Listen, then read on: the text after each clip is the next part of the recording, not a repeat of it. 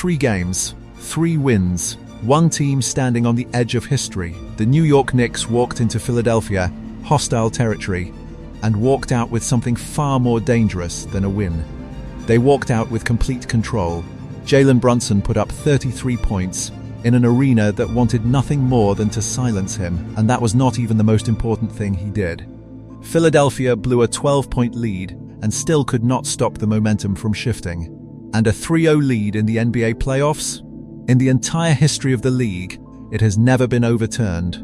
Not once. First-year Knicks head coach Mike Brown said it best. "I'm Linus. Jalen's my blanket. He helps me relax at a lot of different times during the course of the game." Today, we find out exactly what that meant, and whether this series is already finished before Game 4 even tips off.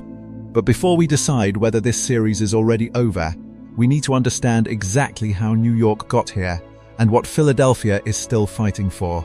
Game 3 of the Eastern Conference Semifinals. The Knicks traveled to Philadelphia, a building that had every reason to believe it could shift the series. The final score 108-94. New York now leads 3-0, one win away from the conference finals for the second straight season. A 3-0 lead in the NBA playoffs is not just a number, it is a psychological wall. In the history of the league, no team has ever climbed back from it. Every team that has faced that deficit has eventually fallen. We are going to break this down from 3 angles: how the Knicks are doing it, what Jalen Brunson means to this entire run, and whether Philadelphia has any real path left. Let us start with the game that just changed everything. Here is something the box score will not tell you. This was not a comfortable night for the New York Knicks. Not at the start. Philadelphia came out with energy, the crowd was loud, and Paul George, one of the most talented players in the game, erupted for 15 points in the first quarter alone. The 76ers had a 12-point lead.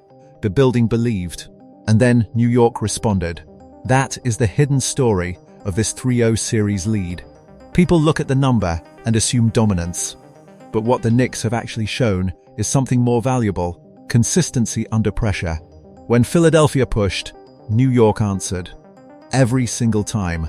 That starts with the identity Mike Brown has built in his first year as head coach. Play hard, defend with purpose, rebound with force, attack the paint.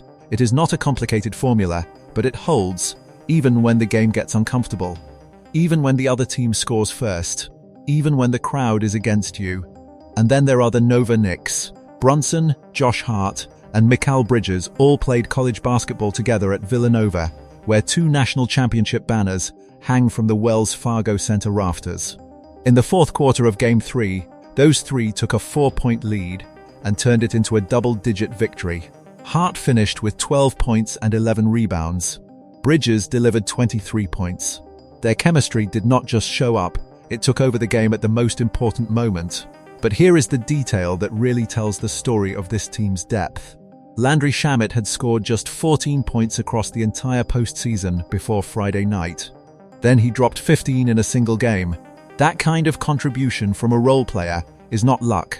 It is what happens when a team is built right. Role players step up when systems are sound and culture is strong. And consider this. OG Anunoby, the Knicks' leading postseason scorer, averaging 21.4 points per game, sat out Game 3 with a strained right hamstring. New York won anyway, by 14 points, in Philadelphia. After the game, Coach Mike Brown reflected on what he now sees in this group. Yeah, okay, we might have a chance at this. That quiet confidence from a first-year head coach, after winning in a hostile arena without his leading scorer, says everything about where this team is right now. But the Knicks are not just winning with depth and chemistry. There is one player who has been the engine of this entire run, and in Game 3, he reminded everyone exactly who he is. You want to understand what separates good playoff players from great ones? Watch what happens when a player starts 2 of 8 from the floor in an elimination pressure road game. Most players tighten up. The shots get forced. The reads get rushed. The body language shifts. Jalen Brunson did none of that. He finished Game 3 with 33 points on 11 of 22 shooting. He adjusted. He found his rhythm as the game wore on, and the pressure rose. And when the Knicks needed the most important bucket of the night, he did not hesitate. With New York holding a slim lead in the fourth quarter, Brunson stepped back and buried a three-pointer from the top of the arc. That single shot pushed the lead to 95-86 and ignited a 9-0 run. That is not just scoring, that is composure under maximum pressure. That is knowing the moment and rising to meet it. But his impact goes far beyond any single shot. When Brunson looks calm, the entire Knicks roster looks calm. When Philadelphia made runs, Brunson was the answer. When the crowd turned up its noise, he turned up his focus. He sets the emotional tone for the team in a way that never shows up in a stat line. And the defensive side of this story is equally striking. The 76ers' two biggest offensive weapons, Paul George and Tyrese Maxey, each failed to attempt a single free throw all game. Think about that for a moment. Paul George scored 15 in the first quarter, then went scoreless for 3 full quarters, missing all 9 of his shot attempts, in a must-win home environment. For a player of his caliber, that kind of disappearance is alarming. And it did not happen by accident. It happened because of the Knicks' defensive structure, the same structure Brunson anchors from the guard position.